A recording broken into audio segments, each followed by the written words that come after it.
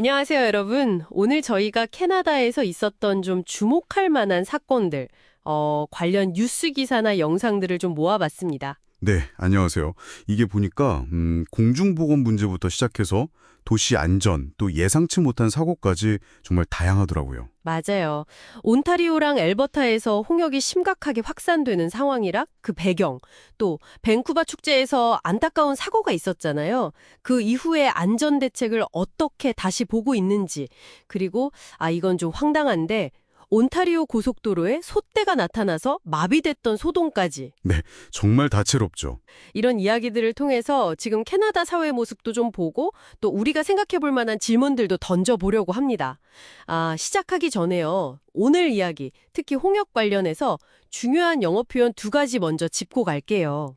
네, 어떤 거죠? 바로 immune amnesia 음, 하고요. herd immunity입니다. immune amnesia와 herd immunity. 네. 인뮨 엠니시아는 그 홍역 같은 병이 우리 몸 면역계가 예전에 싸웠던 다른 병균들에 대한 기억을 잊어버리게 만드는 현상이에요. 기억 상실 같은 거네요, 면역계에. 그렇죠. 그리고 herd immunity는 집단 면역, 그러니까 공동체 대부분이 면역을 가지면 면역 없는 사람까지 보호되는 효과를 말하는 거고요. 이 개념들이 오늘 대화에서 어떻게 연결되는지 한번 주목해 주시면 좋겠습니다. 자, 여러분, 그럼 이제 자세히 들여다볼까요? 네, 좋습니다. 말씀하신 것처럼 오늘 자료들이 우리 사회가 다양한 위험에 어떻게 대응하는지 그 방식을 보여주는 것 같아요. 특히 정보가 얼마나 중요한지, 또 리더십이나 정책 결정 과정 같은 것들이요. 맞아요. 자, 그럼 먼저 캐나다 홍역 상황부터 볼까요? 이게 정말 심상치가 않아요. 온타리오주는 올 1월 이후에 보고된 환자 수가 미국 전체보다 많다고 하더라고요. 무려 1646건이요. 와, 미국 전체보다요? 그건 정말 많은 숫자인데요. 네, 엘버타주도 인구 대비 확산 속도를 보면 온타리오보다 빠르다고 하고요. 1998년에 캐나다가 홍역 퇴치를 선언했었는데 이게 다시 풍토병이 될 수도 있다는 우려까지 나오고 있어요. 이 발병이 작년 10월에 뉴브런스윅에서 있었던 메노나이트 결혼식 참석자가 온타리오로 돌아오면서 퍼뜨리기 시작한 것과 관련이 깊다는 분석이 있긴 합니다. 특정 행사에서 시작된 거군요. 네, 근데 여기서 중요한 건 특정 종교 집단 자체의 문제가 아니라 백신을 맞지 않은 상태가 위험 요인이라는 점이죠. 일부 메노나이트 공동체는 역사적으로 백신 접종률이 좀 낮긴 했지만 모든 분들이 그런 건 아니거든요. 백신 미접종자는 누구든 위험에 노출되는 거니까요. 그렇죠. 게다가 팬데믹 거치면서 백신에 대한 거부감 같은 게 커진 것도 영향이 있겠죠. 네, 무시할 수 없는 요인입니다. 근데 또 로버트 F 케네디 주니어 같은 사람이 건강하면 홍역으로 죽지 않는다. 이런 식의 잘못된 정보를 퍼뜨리기도 했잖아요. 그런 주장들이 있었죠. 하지만 사실은 건강한 아이도 홍역 때문에 심각한 합병증, 귀감염이나 폐렴, 뇌염 같은 걸 겪거나 심지어 사망할 수도 있거든요. 맞습니다.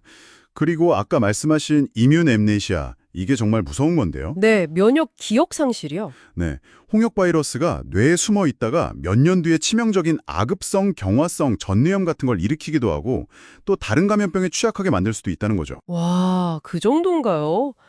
전염성도 엄청나다고 들었어요. 감염자가 떠난 후에도 공기 중에 바이러스가 최대 2시간이나 남아있을 수 있다고요. 네, 전염력이 아주 강한 바이러스입니다.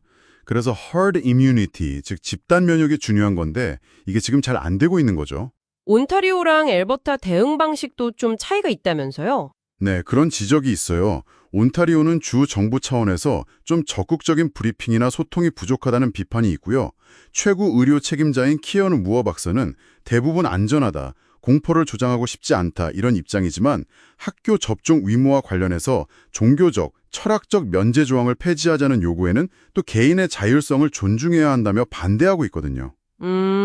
좀 신중한 입장이네요. 반면에 엘버타주의 전 최고 의료 책임자였던 마크 조피 박사는 퇴임 후에 모든 수준에서 리더십 실패다 이렇게 강하게 비판했어요. 온도차가 확실히 있네요. 네, 공중보건당국이 좀 정치적인 영향력 아래에서 메시지 전달에 제약을 받는다는 지적도 나오고요. 이게 결국 집단 면역 달성을 더 어렵게 만드는 요인이 될 수 있죠. 당국이 지역사회 지도자들이랑 협력하고 백신 접근성 높이려고 노력은 한다는데 확산세를 막기에는 좀 역부족인 것 같네요.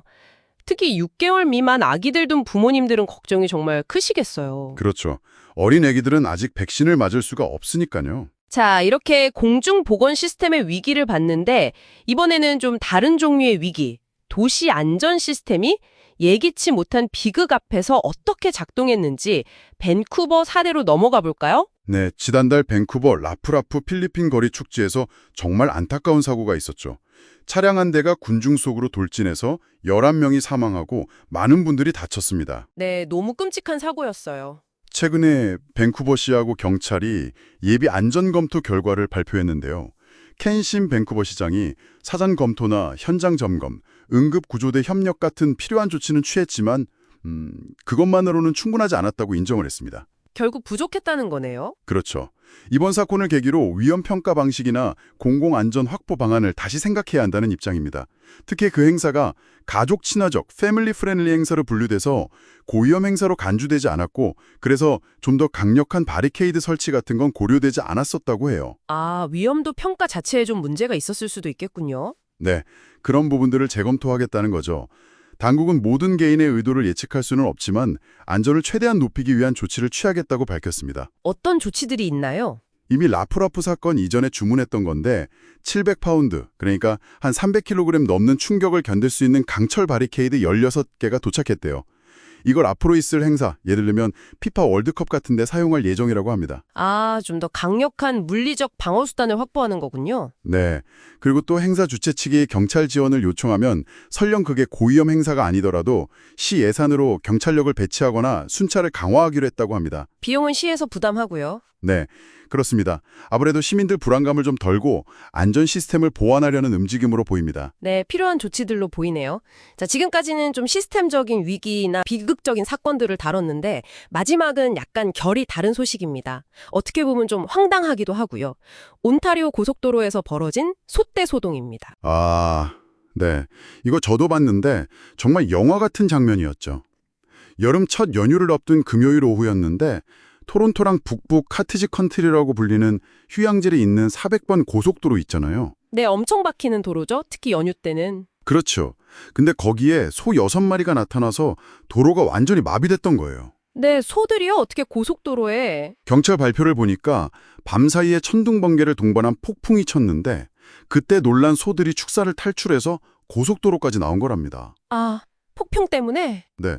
그래서 경찰이 차량 통행 관리하면서 소들을 안전하게 이동시키려고 했는데 이 소들이 겁을 먹으니까 막 도로를 이리저리 뛰어다니고 심지어 경찰관이나 경찰차를 향해 돌진하기도 했다고 해요. 아이고, 위험했겠네요. 네, 그 과정에서 소를 몰던 농장주 한 분이 다치기도 했다고 하고요. 아, 이런 소들은 괜찮았나요? 뭐 소 한 마리는 지쳤는지 도로 옆 풀밭에 주저앉아서 쉬는 모습도 찍혔고요. 다른 소들은 고속도로 중앙 분리되어 있는 건설구역 웅덩이에서 물을 마시기도 했대요. 하하, 참 여유가 있네요, 소들은. 결국 2마리는 트레일러에 실었고 4마리는 고속도로 밖으로 유도하는 데 성공했다고는 하는데 그동안 연휴 맞아서 북쪽으로 가려던 운전자들은 정말 큰 불편을 겪었죠. 아, 상상만 해도 끔찍하네요. 경찰관 인터뷰 보니까 농담도 하던데 그래도 꽤 긴장했겠죠. 네, 인터뷰 중에는 좀 여유를 보이려고 했지만 날이 어두워지기 전에 상황을 해결해야 한다면서 긴장감을 늦추지 않는 모습이었어요. 네, 오늘 이렇게 캐나다에서 벌어진 다양한 사건들을 살펴봤는데요. 정말 많은 생각을 하게 만드는 것 같습니다. 예측하기 어려운 질병 확산부터 도시 공간에서의 예기치 못한 비극, 그리고 이런 일상 속 돌발 상황까지요. 맞습니다. 이런 사건들 앞에서 우리 사회가 위험을 어떻게 평가하고 또 개인의 자유와 공동체의 안전 사이에서 어떻게 균형을 찾아야 할지 그런 질문들을 던지게 되는 것 같아요. 특히 정보의 투명성이나 리더십의 역할, 그리고 사회 구성원 간의 신뢰가 이런 위기 상황 대응에 얼마나 중요한지 다시 한번 느끼게 되네요. 네. 그리고 아까 처음에 언급했던 이뮨 엠네시아의 실제적인 위협이라든지 허드 이뮤니티 달성이 생각보다 얼마나 어려운지 같은 과학적인 현실 앞에서 사회적인 합의를 이끌어내는 과정이 결코 쉽지 않다는 것도 보여주는 사례들이었고요. 네, 그렇습니다. 여러분은 오늘 이야기들을 들으면서 어떤 점이 가장 중요하다고 생각하셨나요? 또 오늘 살펴본 위험 관리나 사회적 대응 방식에 대해 어떤 질문을 던지고 싶으신가요? 저희는 다음에 더 깊이 있는 정보로 찾아뵙겠습니다. 여러분 감사합니다. 네, 감사합니다.